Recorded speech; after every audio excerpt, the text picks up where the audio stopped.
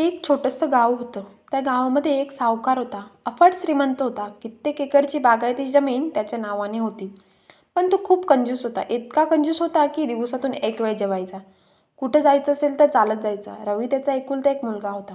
जास्त खर्च होऊ नये म्हणून त्याने त्याला शहरातील एका बोर्डिंगच्या शाळेमध्ये शिकायला पाठवलं होतं.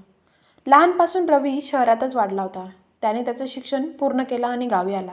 गावी आल्यानंतर असाच एके दिवशी तो गावच्या कट्ट्यावर मित्रांसोबत गप्पा मारत बसला होता. मग त्याच्या भुतावर गप्पा सुरू झाल्या. बोलता बोलता गण्या बोलला, "अरे, आपल्या गावातील वेशीजवळील वडाच्या झाडावर एक भूत राहतं." हे ऐकून रवी खूप मोठ्या मोठ्याने हसू लागला आणि बोलला, "कोणत्या जगात राहता रे तुम्ही लोक? भूतबीत काही नसतं. सर्व काही खोटं आहे." गण्या बोलला, "असं असेल तर तू जाऊन दाखव अमावास्येला त्या झाडाखाली. ते पण रात्री 12 वाजता. आहे का हिंमत?" रवी लगेच बोलला, "त्यात काय एवढं? उद्याच अमावस्या आहे. उद्याच जाऊन दाखवतो." "लागली का पैज मग 1000 रुपयांची?" गण्या बोलला. "अरे, उगाच हट्ट करू नकोस. खूप भयानक भूत आहे तिथे." रवी हसत हसत बोलला. "अरे, पैजेला घाबरलास ना?" गण्या चिडून बोलला. "ठीक आहे, मग जाऊन दाखव उद्या. पण काही झालं तर मला दोष देऊ नकोस." रवी मग तयार झाला. दुसऱ्या दिवशी ठरल्याप्रमाणे रात्री 11:30 वाजता रवी घरातून हळूच निघाला. कारण त्याला 12 वाजेपर्यंत त्या वडाच्या झाडाजवळ जायचं होतं. मस्त गाणी गुणगुणत तो निघाला. अमावास्या असल्याने सर्वत्र दाट काळोख होता. फक्त काही फुटवरच दिसत होतं, ते पण खूपच अंधुक. तरीही तो चालत चालत वडाच्या झाडाजवळ आला. ते झाड आज त्याला जास्तच भयंकर दिसत होतं. झाडाच्या वेडवाकड्या पारंब्या तर असा वाटत होत्या की जणू काही कित्येक सापांनी त्या झाडाला वेटोळं घातलेत. दुरून एका कुत्र्याचा विव्हळण्याचा आणि रडण्याचा आवाज येऊ लागला. आता मात्र रवी थोडा थोडा घाबरू लागला. एवढ्या थंडीत पण त्याच्या कपाळून घाम जमा होऊन हळूहळू खाली सरकू लागला. त्याच्या हृदयाचे ठोके वाढू लागले. त्याचा आवाज त्याच्या कानांपर्यंत येत होता. मध्येच एखाद्या गवतातून काहीतरी हालचाल झाल्यासारखी वाटत होती. रातकिड्यांचा आवाज तर त्या वातावरणात आणखीच भयानक होता. कसंबसं धाडस करून रवी त्या झाडाखाली आला आणि एकटक वर पाहू लागला. त्याला असं वाटू लागलं की त्या फांदींच्या पानामागे कोणीतरी आहे आणि त्याच्यावर पाळत ठेवून आहे. तो त्या पानांकडे एकटक बघू लागला आणि अचानक वीज कडकडावी असा मोठा आवाज झाला. त्या पानांमधून काहीतरी बाहेर आलं आणि एकदम रवीच्या छातीत घुसलं. रवी मोठ्या झटका बसल्यासारखा 15 फूट लांब उडाला आणि जवळच्या शेतात जाऊन पडला आणि तिथेच बेशुद्ध झाला.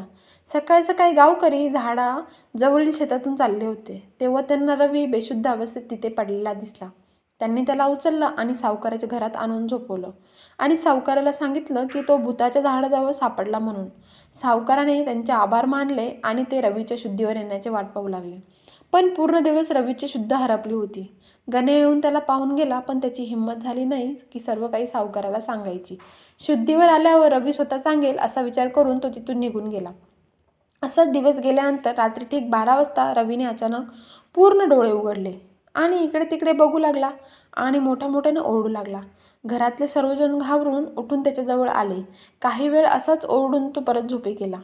सकाळी सर्व गावात ही बातमी पसरली. गण्या मग सावकाराजवळ आला आणि रडत रडत सर्व काही सांगितलं.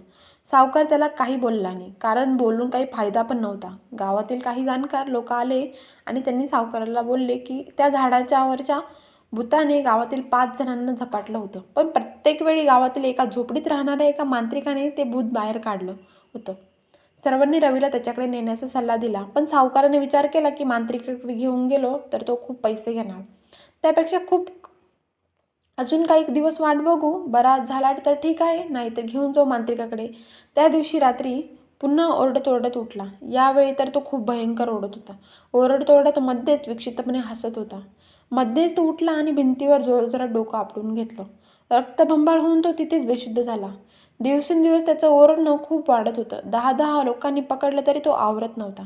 मग हे दुहेरी आवाजात काहीतरी बरगळत राहायचा. बघता बघता 8 दिवस होऊन गेले.